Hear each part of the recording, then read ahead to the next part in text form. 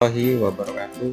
Nah, sekalian, khususnya anak kelas 6 SDN 019 Matang Tinggi, jumpa lagi dengan Pak Mus di sini, masih tentang pembelajaran tematik. Karena kemarin kalian sudah mengikuti ulangan harian, maka sekarang kita masuk ganti subtema ya.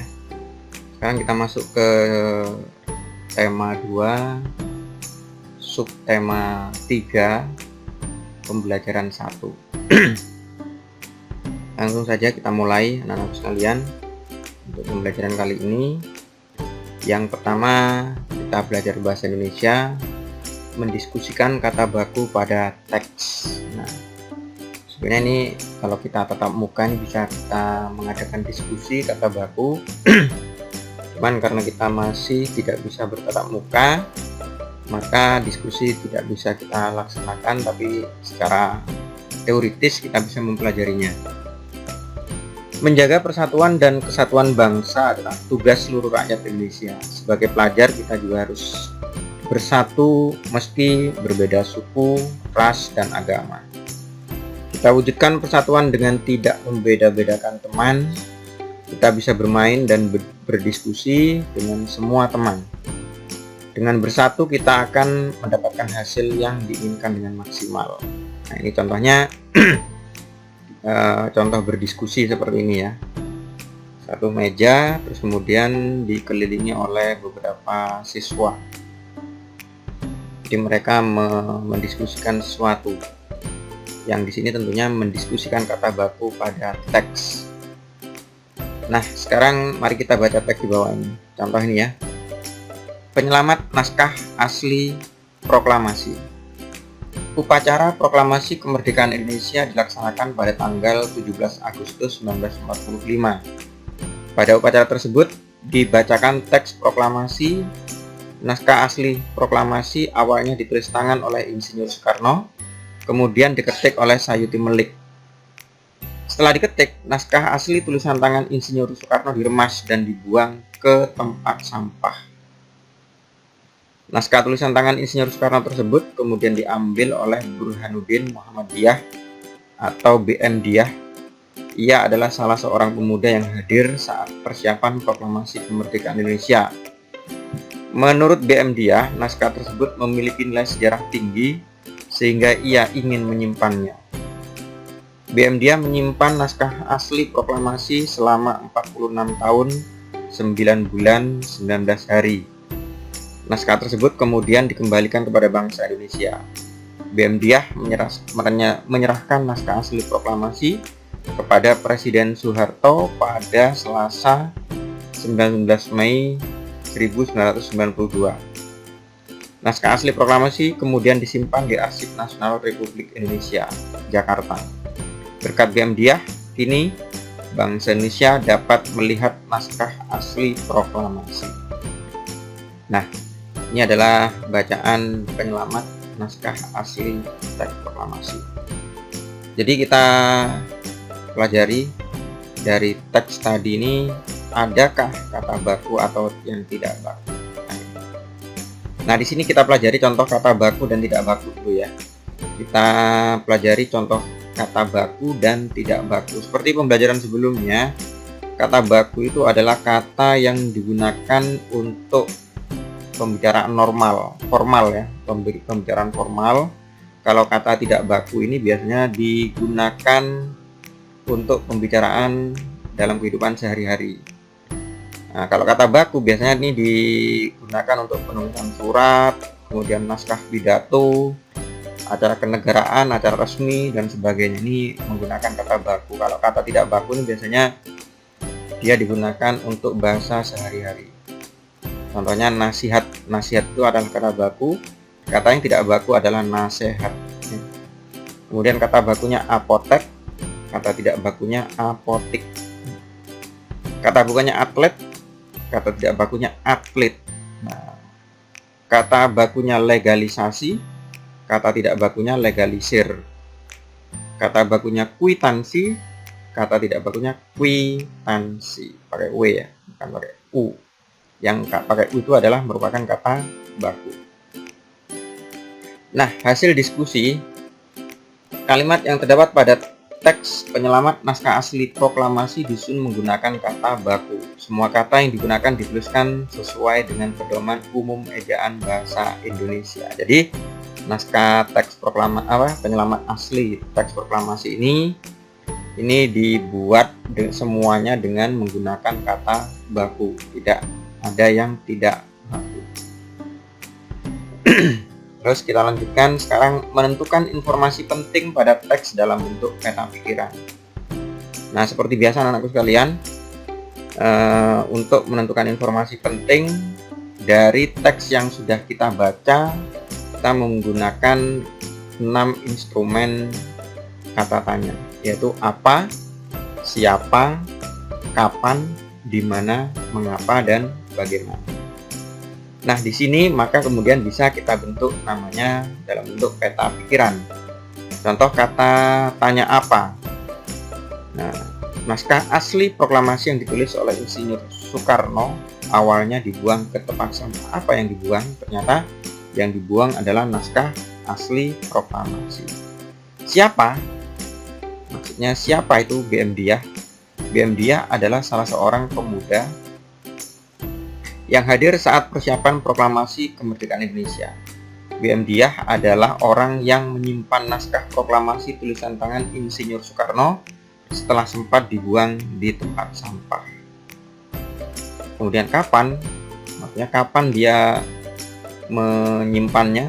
Setelah 46 tahun, 9 bulan, 19 hari tersimpan, BM Diah membawa naskah asli proklamasi dan menyerahkannya kepada Presiden Soeharto pada Selasa pagi 19 Mei 1992 pukul 10.30 waktu Indonesia Barat.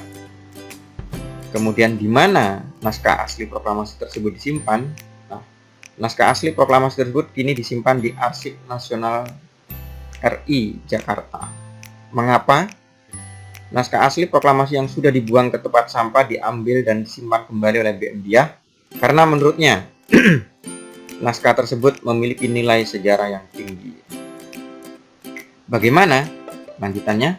Berkat tindakan BM Diah menyimpan naskah asli tersebut, kini bangsa Indonesia dapat melihat naskah asli proklamasi dan belajar dari kejadian tersebut.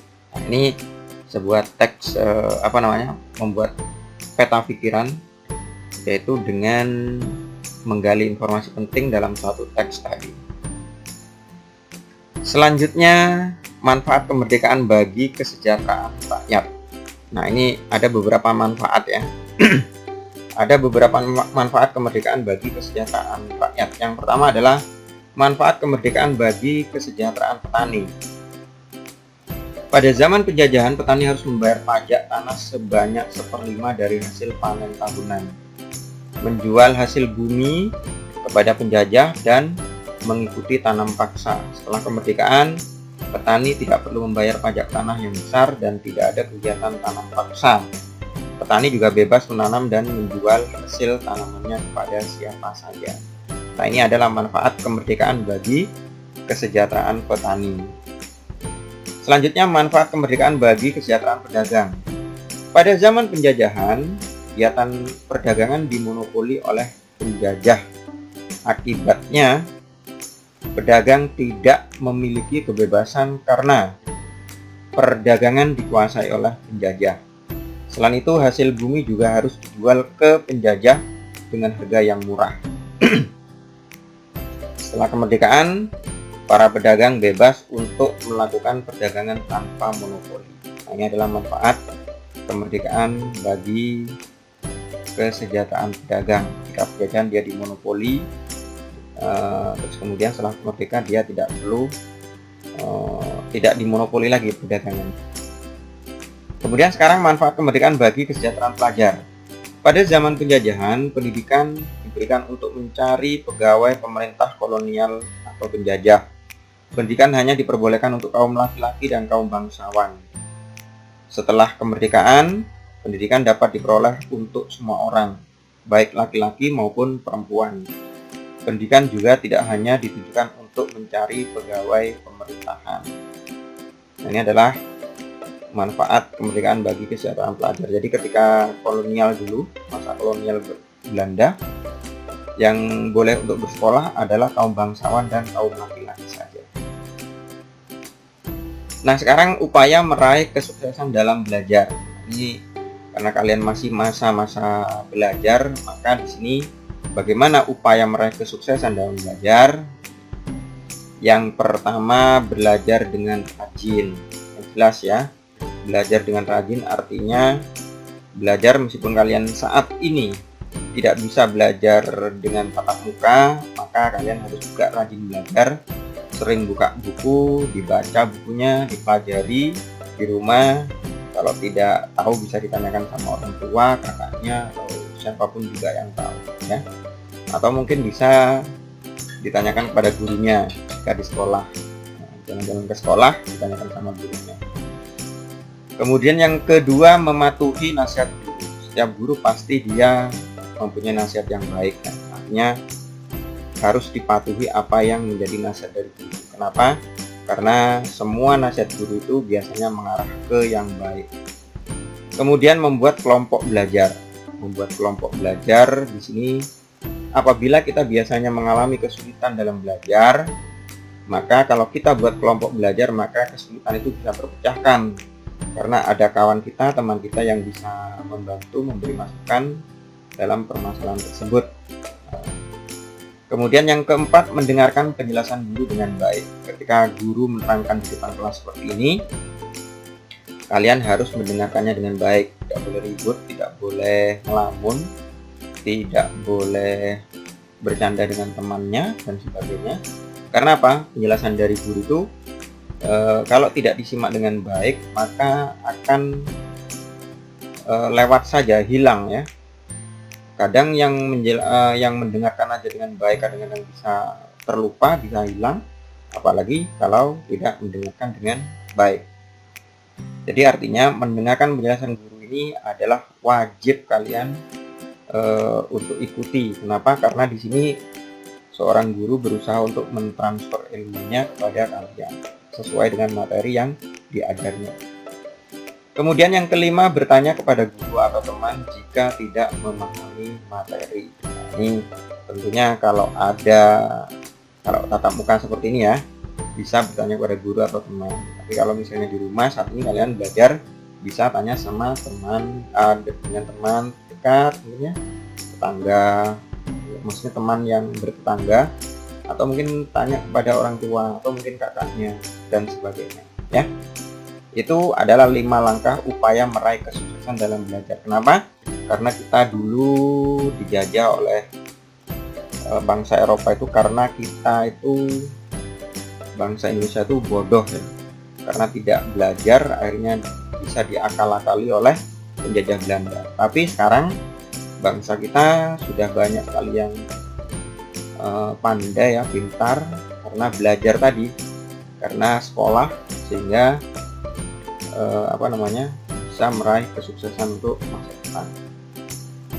Nah, sekarang kita pelajari tentang apa ya, manfaat daun beluntas. Anak-anakku tahu daun beluntas. Daun beluntas biasanya kalau di daerah Jawa sana itu dipakai untuk tanaman pagar, biasanya untuk pagar pekarangan itu beluntas. Ini bisa disayur. Coba kita baca dulu. Tumbuhan beluntas dapat tumbuh tinggi mencapai 3 meter. Oleh karena itu, beluntas sering dimanfaatkan sebagai tanaman pagar. Nah ya, sebagai tanaman pagar. Beluntas ditanam di halaman rumah sebagai pagar hidup. Selain itu, beluntas juga dapat dimanfaatkan sebagai tanaman obat. Daun beluntas dapat dimanfaatkan untuk meningkatkan nafsu makan. Beluntas juga dapat membantu melancarkan pencernaan dan meredakan demam. Ternyata banyak sekali manfaat dari daun beluntas yang selain untuk pagar, dia juga untuk meningkatkan nafsu makan, bisa melancarkan pencernaan dan meredakan demam. Nah, sekarang manfaat tumbuhan bagi manusia dan lingkungannya. Manfaat tumbuhan bagi manusia dan lingkungannya. Seperti kita ketahui bahwa tumbuhan itu sangat bermanfaat bagi manusia, karena manusia salah satunya adalah memakan makanan pokoknya kita adalah makan nasi ya. Nasi itu berasal dari beras berasal dari tanaman padi.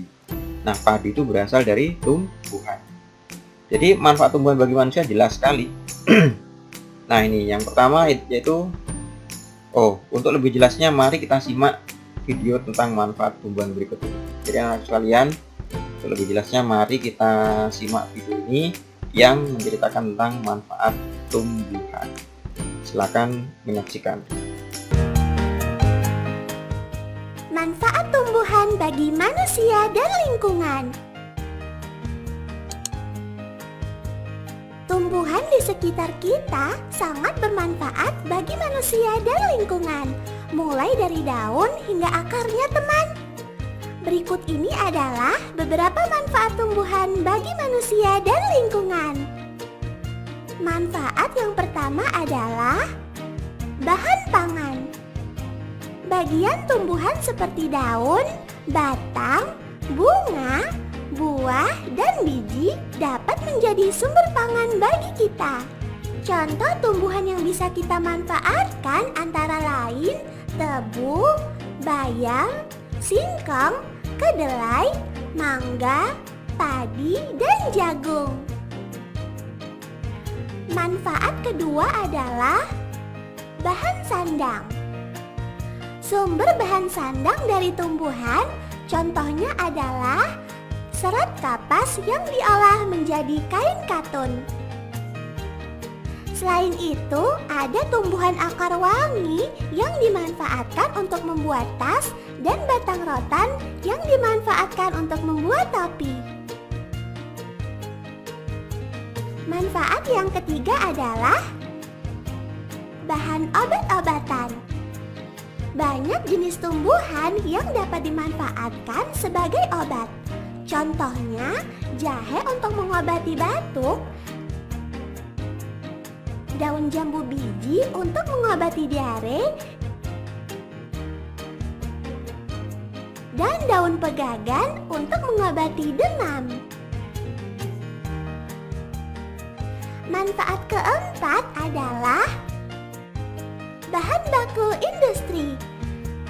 Tumbuhan dimanfaatkan sebagai bahan baku industri untuk memenuhi kebutuhan manusia.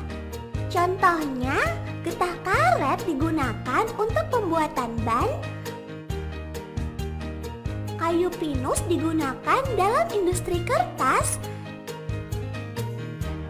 dan buah kelapa sawit digunakan sebagai bahan pembuatan minyak goreng. Manfaat yang kelima adalah bahan pewarna alami. Tumbuhan dapat digunakan sebagai pewarna alami baik untuk makanan maupun kerajinan. Misalnya, warna hijau bisa diperoleh dari daun pandan,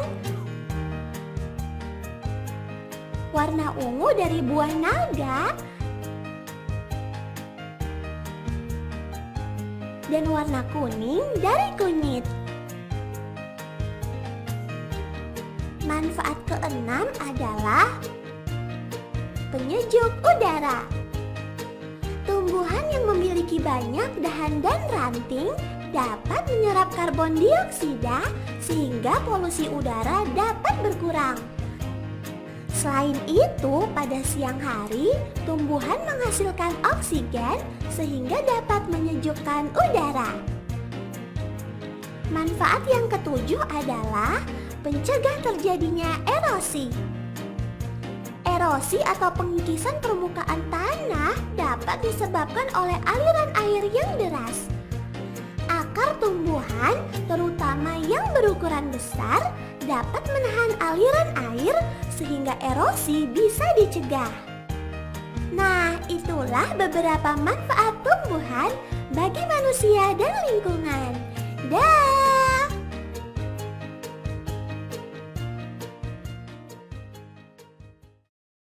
Baik, setelah kalian menyimak video sama-sama, sekarang sudah mengetahui apa-apa saja manfaat tumbuhan bagi manusia dan lingkungan, ya. Nah, sekarang kita pelajari manfaat keong sawah. Kalian tahu keong sawah ya? Mungkin kalau di sini di daerah Riau sini agak jarang ya keong sawah karena di sini jarang, bahkan tidak ada sawah ya. Kalau di daerah yang ada sawahnya mungkin banyak keong. Keong itu sejenis hewan yang hidup di daerah lumpur. Nah, ini kita baca dulu. Keong sawah sering disebut dengan tutut ya. Habitat keong sawah adalah di perairan dangkal yang memiliki dasar lumpur. Keong sawah dapat hidup di sawah, rawa-rawa, tepi danau dan tepi sungai kecil. Keong sawah sering dibasmi oleh petani karena dianggap sebagai hama bagi tanaman. Walau dianggap sebagai hama, keong sawah sering dimanfaatkan untuk membersihkan lumut atau rumput yang tumbuh mengambang di kolam ikan.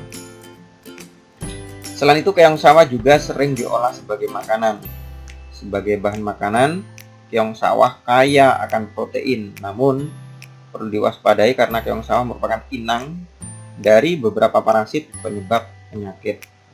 Jadi, ternyata meskipun di sawah itu dianggap sebagai hama, maka sebenarnya banyak sekali manfaatnya di sini ya. Bisa membersihkan lumut, juga bisa membersihkan rumput yang mengambang, atau mungkin bisa dijadikan sebagai sumber makanan yang di situ kaya protein.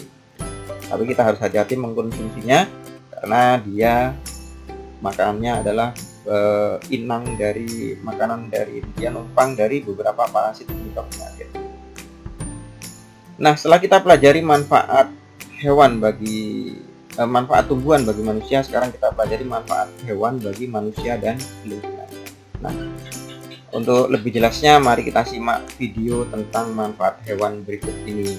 Jadi, mari kita simak sama-sama video yang kedua di pembelajaran ini, yaitu sekarang menceritakan tentang manfaat hewan bagi manusia dan lingkungannya. Selamat menyaksikan dan simak baik-baik. Manfaat hewan bagi manusia dan lingkungan.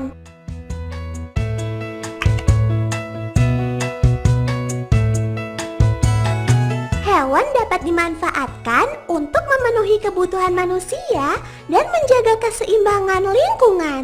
Berikut ini adalah beberapa manfaat hewan bagi manusia dan lingkungan. Manfaat yang pertama adalah bahan pangan. Salah satu sumber makanan manusia berasal dari hewan. Selain memanfaatkan daging hewan sebagai bahan makanan, susu dari sapi juga dapat diolah menjadi keju. Selain itu, telur ayam dan bebek juga bisa dimanfaatkan sebagai sumber makanan. Manfaat kedua adalah bahan sandang. Hewan dapat dimanfaatkan untuk memenuhi kebutuhan sandang manusia. Contohnya, serat dari kepompong ulat sutra dapat diubah menjadi kain sutra. Ada juga wol yang berasal dari bulu domba.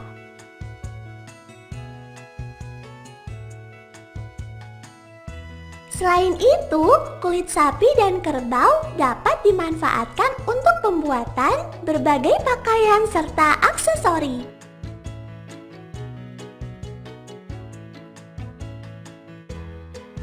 Manfaat yang ketiga adalah bahan kerajinan. Beberapa bagian tubuh hewan dimanfaatkan untuk membuat kerajinan. Misalnya, kulit sapi dimanfaatkan sebagai bahan pembuatan wayang kulit. Bulu angsa digunakan sebagai bahan pembuatan kok. Dan cangkang kerang dimanfaatkan untuk membuat berbagai hiasan.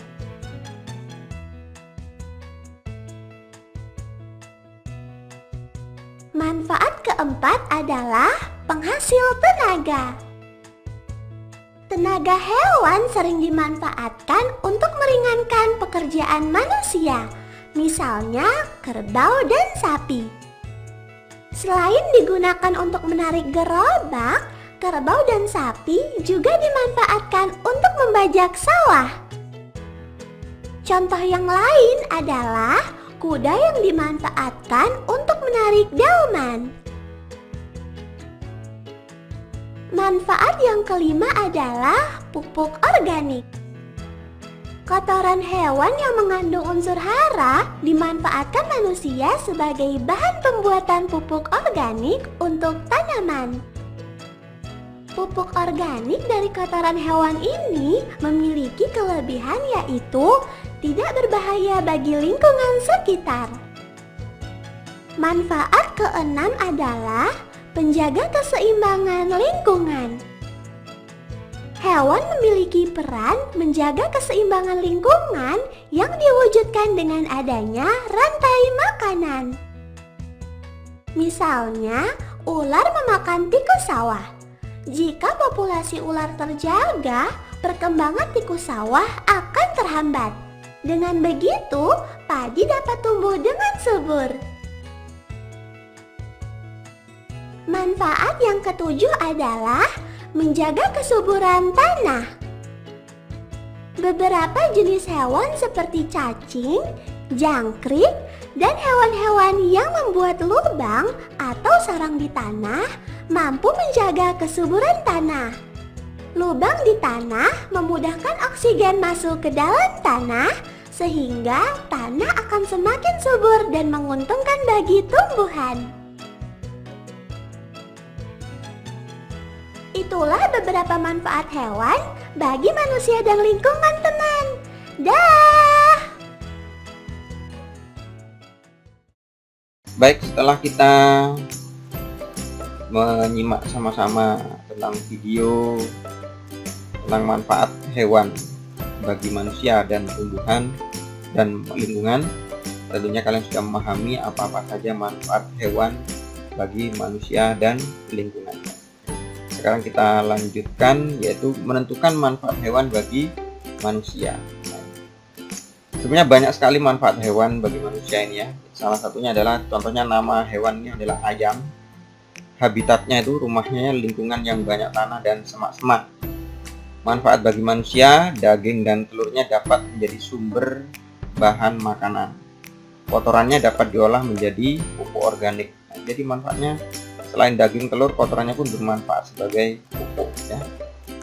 Kemudian berikutnya adalah hewan sapi. Sapi habitatnya lingkungan rerumputan dan perkebunan. Manfaat bagi manusia, daging dan susunya dapat menjadi sumber bahan makanan. Kotorannya dapat diolah menjadi pupuk organik. Kemudian yang selanjutnya nama hewannya ikan. Ikan habitatnya di lingkungan berair. Manfaat bagi manusia, dagingnya dapat menjadi sumber bahan makanan. Tentunya kalian semua banyak sekali yang suka makan ikan ya. Jadi ini sumber makanan juga, sumber bahan makanan juga. Kemudian kuda. Kuda habitatnya di lingkungan rerumputan. Manfaat bagi manusia, tenaganya dapat dimanfaatkan untuk menarik alat transportasi. Nah, manfaat bagi manusia yang lainnya adalah dagingnya dapat menjadi sumber bahan makanan. Jadi kuda oleh manusia dimanfaatkan tenaganya untuk bisa menarik andong, bisa menarik gerobak, bisa menarik delman, atau bahkan kalau zaman dulu itu sebagai kendaraan ya, transportasi dinaiki untuk mengantar kemana-mana. Jadi kalau sudah kalau misalnya sudah tidak bermanfaat lagi, artinya bukan tidak bermanfaat, artinya tidak berproduksi lagi, bisa diambil dagingnya untuk sebagai sumber bahan makanan. Kemudian nama hewan ulat sutra. Ulat sutra itu habitatnya di daun murbei. Manfaatnya bagi manusia adalah serat kepompong yang dihasilkan dapat dimanfaatkan sebagai bahan pembuat sandang. Jadi ulat sutra itu digunakan sebagai bahan pokoknya untuk membuat kain sutra ya. Nah, selanjutnya sekarang menentukan manfaat tumbuhan bagi manusia. Kalau tadi manfaat hewan bagi manusia, sekarang kita menentukan manfaat tumbuhan bagi manusia. Nama tumbuhan contohnya sirih. Sirih habitatnya di daerah yang lembab. manfaatnya bagi manusia, daunnya dapat mengobati mimisan dan gatal-gatal. Manfaatnya bagi manusia. Kemudian nama tumbuhan bayam. Bayam habitatnya di dataran tinggi. Manfaat bagi manusia, daunnya dapat menjadi sumber bahan makanan. Daunnya dapat menjadi sumber bahan makanan. Nama tumbuhannya kelapa. Kelapa daerah tropis yang lembab. Kemudian manfaat bagi manusia, buahnya dapat menjadi sumber bahan makanan dan minuman. Batangnya dapat digunakan sebagai bahan bangunan. Jadi manfaatnya kelapa itu selain dia sebagai sumber bahan makanan untuk buahnya, tetapi batangnya bisa digunakan sebagai bahan bangunan. Bahkan semua bagian-bagian kelapa itu bisa kita manfaatkan ya. Sabutnya bisa kita jadikan untuk tempat keset ya, bisa jadikan tambang juga. Terus kemudian batoknya bisa digunakan untuk kerajinan. Terus lidinya bisa kita buat jadi sapu lidi ya. Kemudian daunnya bisa kita jadikan ketupat. Banyak sekali manfaatnya, semua bermanfaat bahkan. Terus kemudian nama tumbuhan pandan. Nama tumbuhan pandan habitatnya di daerah lembab dengan curah hujan yang tinggi. Manfaat bagi manusia, daunnya dapat dimanfaatkan sebagai pewarna alami dan penyedap makanan. Ini daun pandan ya. Berikutnya adalah jati. Jati habitatnya di lereng pegunungan. Manfaat bagi manusia, batangnya dapat menjadi bahan bangunan dan perabotan rumah tangga. Ini pohon jati ya. Daunnya dapat dimanfaatkan sebagai pembungkus makanan. Kalau zaman dulu ya, sebelum tergantikan sekarang dari kertas nasi. Kalau zaman dulu orang menjual nasi itu pakai daun jati untuk bungkus nasinya. Kalau sekarang mungkin sudah tergantikan oleh kertas nasi. Nah, sekarang kita belajar tentang menulis laporan hasil diskusi. Kalau tadi kita sudah berdiskusi, nah ini kita perlu tuliskan laporan hasil diskusinya bagaimana. Nah, ini adalah salah satu contoh Pak Mus buatkan contoh laporan hasil diskusi. Nama anggota kelompoknya kita tulis di sini, namanya Made contohnya ya, Uni dan Dondo. Contoh topik diskusinya adalah manfaat hewan dan tumbuhan di sekitar. Nah, sekarang hasil diskusinya kita baca sama-sama. Hewan di sekitar kita dapat dimanfaatkan sebagai bahan makanan dan bahan pembuatan pakaian. Beberapa jenis kotoran hewan bisa diolah menjadi pupuk organik. Selain itu, ada hewan yang dapat dimanfaatkan tenaganya untuk menarik alat transportasi.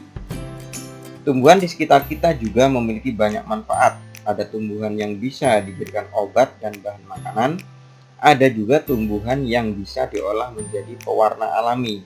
Selain itu, terdapat tumbuhan yang dapat digunakan sebagai bahan bangunan dan perabotan rumah tangga. Nah, ini masing-masing adalah yang sini manfaat hewan, yang paragraf kedua adalah manfaat tumbuhan. Jadi hewan dan tumbuhan semuanya itu bermanfaat bagi manusia ya. Alhamdulillah anak-anak sekalian, untuk tema 2 subtema 3 pembelajaran 1 ini sudah selesai.